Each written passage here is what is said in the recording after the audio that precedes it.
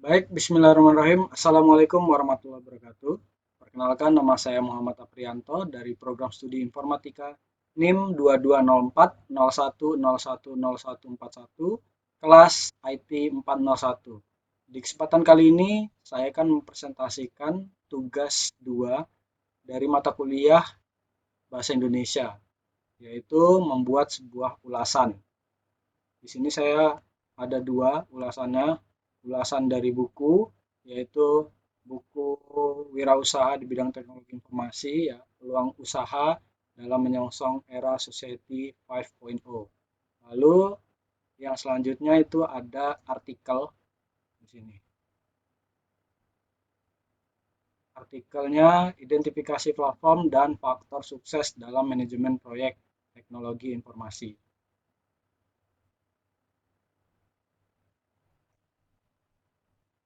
Oke, kita mulai saja. Untuk yang pertama, ulasan buku.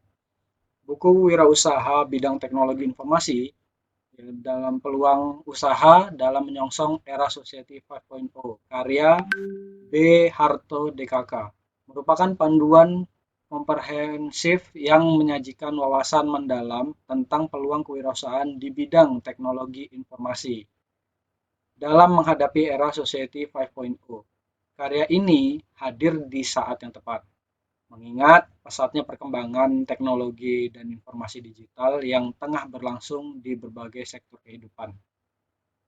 Kelebihan utama buku ini terletak pada relevansinya dengan kondisi terkini. Para penulis berhasil mengaitkan konsep kewirausahaan dengan pengembangan teknologi mutakhir, khususnya dalam konteks Society 5.0.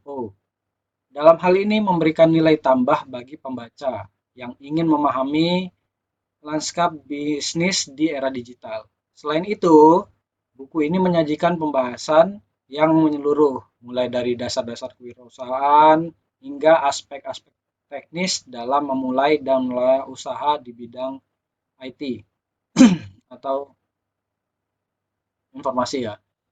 Lalu, struktur bidang yang sistematis memudahkan pembaca untuk mengikuti alur pemikiran penulis.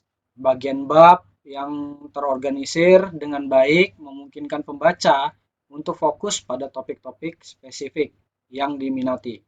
Penggunaan bahasa yang relatif mudah dipahami juga menjadi nilai plus, mengingat kompleksitas topik yang dibahas.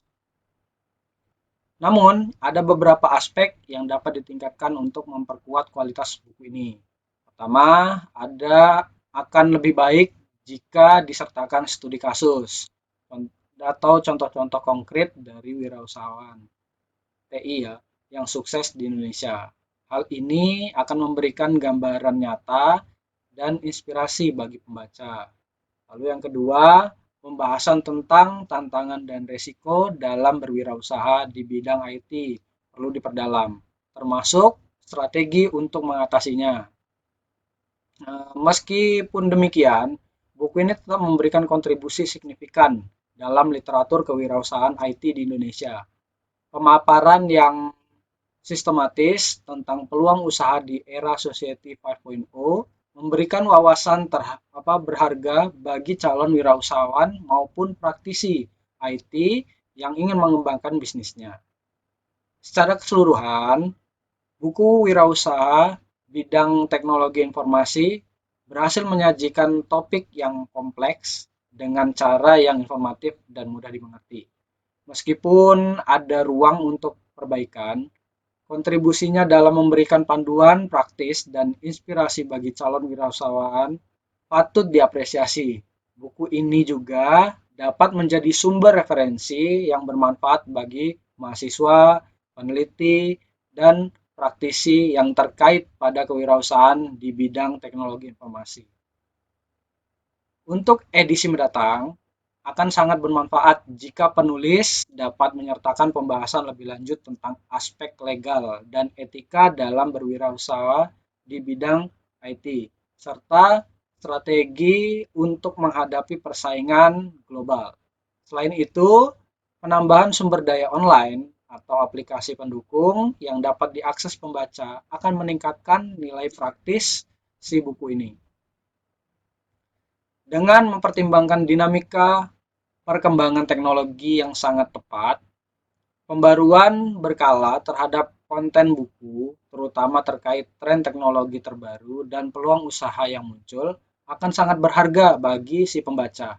Hal ini akan memastikan bahwa buku tetap relevan dan dapat terus menjadi panduan yang up to date bagi para calon wirausahawan IT di Indonesia. Lalu selanjutnya kita beralih ke artikel, yaitu tentang identifikasi platform dan faktor sukses dalam manajemen proyek teknologi informasi. Artikel ilmiah ini mengangkat topik yang sangat relevan dan krusial di era digital saat ini, yaitu manajemen proyek teknologi informasi atau TI. Para penulis yaitu Debbie Mega Rizkia Resna, lalu ada Dimas Eko Pujianto, ada Alvin Junior Ilham Effendi, ada Bagus Aji Nugroho, dan Danar Intan Surya Saputra telah berhasil menyajikan pembahasan komprehensif mengenai berbagai platform manajemen proyek TI, serta faktor-faktor yang mempengaruhi kesuksesan implementasinya. Artikel ini memberikan wawasan berharga yang dapat dimanfaatkan oleh para praktisi dan akademisi di bidang TI, teknologi informasi.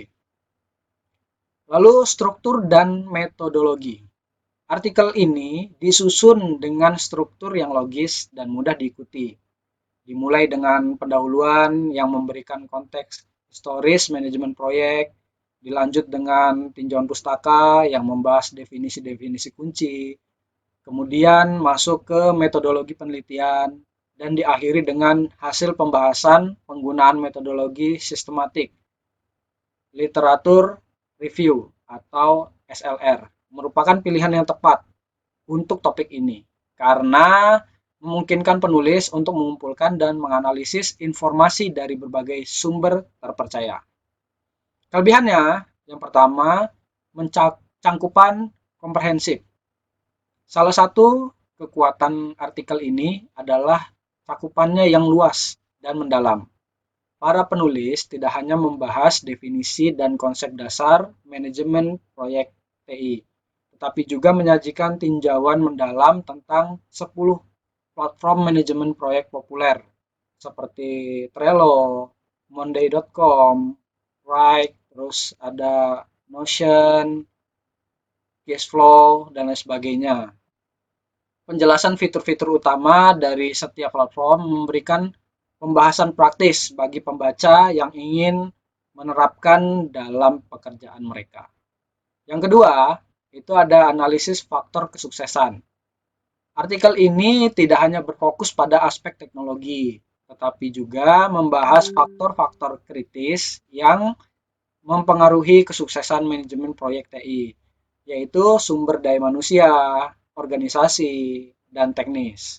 Pembahasan ini memberikan perspektif holistik tentang tantangan dalam implementasi manajemen proyek TI, menyadarkan pembaca bahwa kesuksesan tidak hanya bergantung pada pemilih platform yang tepat, tetapi juga pada faktor-faktor non-teknis. Yang ketiga, itu ada relevansi dan aktualitas. Topik yang dibahas sangat relevan dengan perkembangan terkini di dunia TI.